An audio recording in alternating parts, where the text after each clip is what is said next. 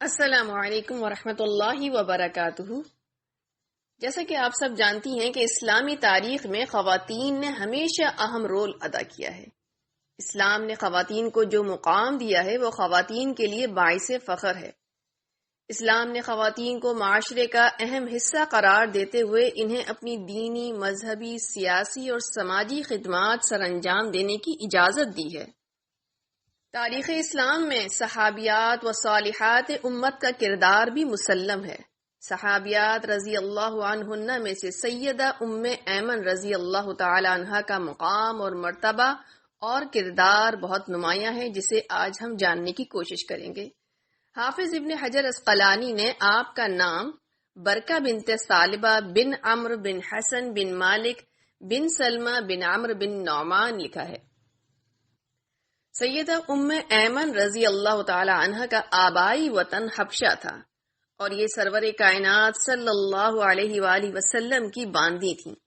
رسول اللہ صلی اللہ علیہ وسلم کو میراث میں ملی تھی، یعنی آپ صلی اللہ علیہ وسلم کے والد جناب عبداللہ کی باندی تھیں، اور جب ان کا انتقال ہوا تو یہ آپ کو میراث میں ملی تھی۔ جب آپ صلی اللہ علیہ وسلم نے سیدہ خدیجۃ الکبریٰ رضی اللہ تعالی عنہا سے نکاح کر لیا تو انہیں یعنی سیدہ ام ایمن کو آزاد کر دیا۔ رہائی کے بعد سیدہ ام ایمن رضی اللہ عنہا نے عبید بن زید حارثی سے نکاح کر لیا، جن سے آپ کے بیٹے سیدنا ایمن رضی اللہ عنہ پیدا ہوئے۔ سیدنا ایمن رضی اللہ تعالی عنہ صحابی ہیں جو کہ جنگ حنین میں شہید ہوئے۔ سیدہ ام ایمن رضی اللہ تعالی عنہ کے بارے میں آتا ہے کہ وہ ابتدا میں ہی ایمان لے کر آ گئی تھیں، یعنی آپ اوائل اسلام میں ایمان لے آئی تھیں۔ جب رسول کریم صلی اللہ علیہ وسلم کی عمر مبارک 6 سال کی تھی تو آپ اپنی والدہ ماجدہ سیدہ آمنہ کے ساتھ اپنے ننیال بنو نجار کے لیے جانے کے لیے مدینہ منورہ کا سفر اختیار کیا۔ اس سفر میں آپ صلی اللہ علیہ وسلم کے علاوہ آپ کی والدہ کی کنیز برکہ بنت ثعلبہ یعنی سیدہ ام ایمن بھی ہمراہ تھیں۔ مدینہ منورہ سے واپس لوٹتے ہوئے جب یہ قافلہ ابوا کے مقام پر پہنچا تو آپ صلی اللہ علیہ وسلم کی والدہ کی طبیعت اچانک خراب ہو گئی۔ تھوڑی ہی دیر میں آپ دائی اجل کو لبیک کہہ گئیں اور انہیں وہیں دفن کر دیا گیا۔ سیدہ ام ایمن رضی اللہ عنہا نے آپ کو اپنی گود میں لے لیا، آپ کو دلاسا دیا اور ماں کا خلا پر کرنے کی مقدور بھر کوشش کی۔ یہی وجہ ہے کہ رسول کریم صلی اللہ علیہ وسلم سیدہ ام ایمن رضی اللہ تعالی عنہ کا غائب درجہ احترام کیا کرتے تھے۔ آپ صلی اللہ علیہ وسلم انہیں اماں جان کہہ کر پکارتے تھے اور کہا کرتے تھے کہ میری والدہ کے بعد ام ایمن ہی میری والدہ ہیں۔ رسول کریم صلی اللہ علیہ وسلم جب آپ کو دیکھتے تو فرماتے اے والدہ، اور فرماتے یہ میرے گھر والوں کے باقی ایماندہ لوگوں میں سے ہیں۔ ام ایمن رضی اللہ تعالی عنہ نبی کریم صلی اللہ علیہ وسلم کے ساتھ ان کے گھرانے کی بھی خدمت کیا کرتی تھیں۔ ام المومنین حضرت خدیجۃ الکبریٰ رضی اللہ تعالی عنہ کی وفات پر رقت آمیز انداز میں آنسو بہائے اور اپنے ہاتھوں سے میت کو غسل دیا۔ اس کے علاوہ تجہیز و تکفین کے فرائض بھی انجام دیے۔ اسی طرح رسول کریم صلی اللہ علیہ وسلم کی دختر سیدہ زینب رضی اللہ عنہ کی وفات پر بھی رنج و علم کا اظہار کرتے ہوئے آپ ہی نے ان کی تجہیز و تکفین کے فرائض سر انجام دیے۔ سیدہ ام ایمن رضی اللہ تعالی عنہ کو یہ شرف حاصل ہے کہ آپ نے 2 دفعہ ہجرت کی۔ پہلی ہجرت مکے سے حبشہ کی طرف اور پھر دوسری ہجرت مکہ سے مدینے کی طرف۔ سیدہ ام ایمن رضی اللہ تعالیٰ عنہ حبشی نسل تھیں، جس کی وجہ سے ان کا رنگ کالا تھا اور نقش و نگار موٹے تھے مگر جاذب نظر تھے۔ رسول کریم صلی اللہ علیہ وسلم نے اپنے محبوب حضرت زید بن حارثہ سے جو آپ کے محبوب خاص تھے ان کا نکاح پڑھایا، جن سے اسامہ بن زید رضی اللہ تعالیٰ عنہ پیدا ہوئے۔ اسامہ بھی آپ صلی اللہ علیہ وسلم کے محبوب خاص تھے۔ ان کے والد کو بھی یہی درجہ حاصل تھا، جو نہایت ہی جلیل القدر صحابی ہیں۔ آپ صلی اللہ علیہ وسلم کو ان سے بے انتہا محبت تھی۔ رسول کریم صلی اللہ علیہ وسلم حضرت سیدہ ام ایمن رضی اللہ تعالیٰ عنہ کی نہایت عزت کرتے اور فرماتے کہ ام ایمن میری ماں ہیں۔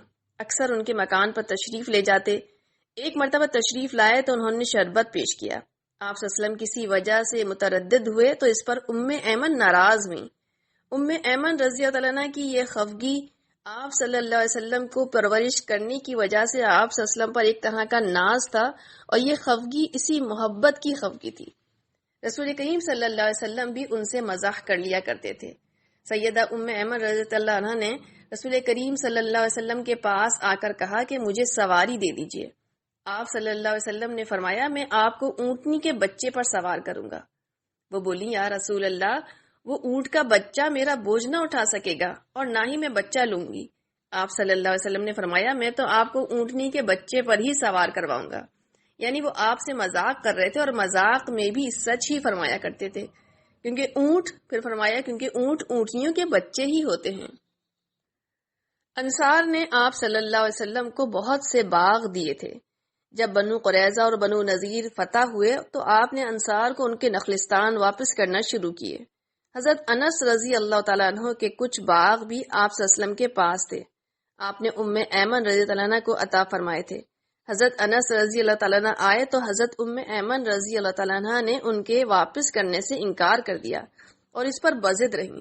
آپ صلی اللہ علیہ وسلم نے یہ دیکھ کر ان کو باغ سے 10 گنا زیادہ عطا فرمایا۔ سن 11 ہجری میں آپ صلی اللہ علیہ وسلم نے وصال فرمایا تو ام ایمن رضی اللہ تعالیٰ عنہ سخت مغموم تھی۔ حضرت انس رضی اللہ تعالیٰ عنہ بیان کرتے ہیں کہ رسول کریم صلی اللہ علیہ وسلم کی وفات کے بعد سیدنا ابو بکر صدیق نے حضرت عمر رضی اللہ تعالیٰ عنہ سے کہا چلو حضرت ام ایمن رضی اللہ تعالیٰ عنہ کی زیارت کر کے آئیں، جس طرح رسول کریم صلی اللہ علیہ وسلم ان کی زیارت کے لیے تشریف لے جاتے تھے۔ جب ہم حضرت ام ایمن رضی اللہ تعالیٰ عنہ کے پاس پہنچے تو وہ رونے لگیں۔ ان دونوں نے کہا کہ آپ کیوں رو رہی ہیں؟ اللہ کے پاس جو رسول اللہ صلی اللہ علیہ وسلم کے لیے اجر ہے وہ زیادہ اچھا ہے۔ حضرت ام ایمن رضی اللہ تعالیٰ عنہ نے کہا میں اس لیے نہیں رو رہی کہ میں نہیں جانتی کہ اللہ کے پاس رسول اللہ صلی اللہ علیہ وسلم کے لیے اچھا اجر ہے، لیکن میں تو اس لیے رو رہی ہوں کہ آسمان سے وحی کا آنا بند ہو گیا ہے۔ پھر ان دونوں پر بھی گریہ طاری ہوا اور وہ دونوں بھی رونے لگے۔ سن 23 ہجری میں حضرت عمر رضی اللہ تعالیٰ عنہ نے شہادت پائی۔ ام ایمن رضی اللہ عنہ کو معلوم ہوا تو بہت روئیں۔ لوگوں نے کہا اب کیوں روتی ہو؟ بولی اس لیے کہ اب اسلام کمزور پڑ گیا ہے۔ سیدہ ام ایمن رضی اللہ تعالیٰ عنہ بہت بہادر اور شجاعت سے بھرپور تھیں۔ ان کی بہادری اور قوت ارادی مردوں سے کم نہیں تھی۔ غزوہ احد میں جب بہت سے مرد حضرات پیٹ پھیر کر بھاگ گئے اور بھاگ کر پناہ لینے لگے تو وہ حیران ہو رہی تھی کہ یہ لوگ کیا کر رہے ہیں۔ اس وقت آپ رضی اللہ تعالیٰ عنہ بھاگتے ہوئے گزرنے والوں پر مٹی پھینک رہی تھیں اور ان سے کہہ رہی تھیں ارے یہ چرخہ لے لو، یہ سود کا عطا کرو اور تلوار کو چھوڑ دو۔ یعنی ان کی مراد یہ تھی کہ تم لوگ عورتوں کی طرح ہو اور کمزوری کا اظہار کر رہے ہو، اور اس وقت ان کی خواہش تھی کہ کاش وہ مرد ہوتی تو میدان میں ڈٹ کر لڑتی۔ غزوہ احد میں ان کی شرکت میں وہ لوگوں کو پانی پلاتی، زخمیوں کی تیمارداری کیا کرتی تھیں۔ اسی طرح غزوہ خیبر میں بھی شریک رہیں۔ سیدہ ام ایمن رضی اللہ تعالیٰ عنہ نے حضرت عثمان رضی اللہ تعالیٰ عنہ کے عہد خلافت میں وفات پائی۔ اہم بات یہ ہے کہ ام ایمن رضی اللہ تعالیٰ عنہ اسلام لانے والی پہلی سیاہ فام اور غلام خاتون تھیں جنہوں نے آپ صلی اللہ علیہ وسلم کی زندگی میں ایک اہم کردار ادا کیا، جو زندگی کی ابتدا سے وصال تک آپ کے ہمراہ رہیں۔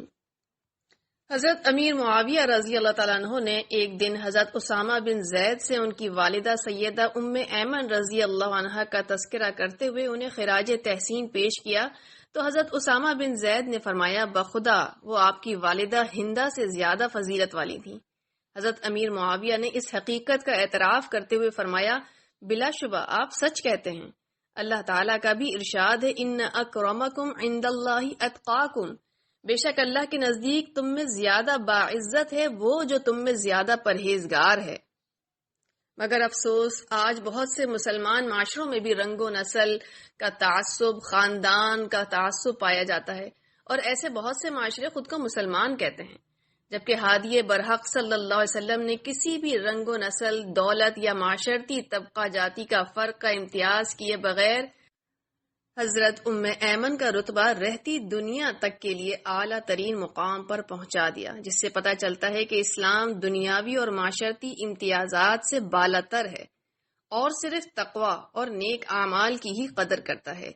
اللہ تبارک و تعالی ہمیں نیک اعمال کرنے کی اور صرف اس کا تقوی اختیار کرنے کی توفیق عطا فرمائے۔ السلام علیکم ورحمۃ اللہ وبرکاتہ.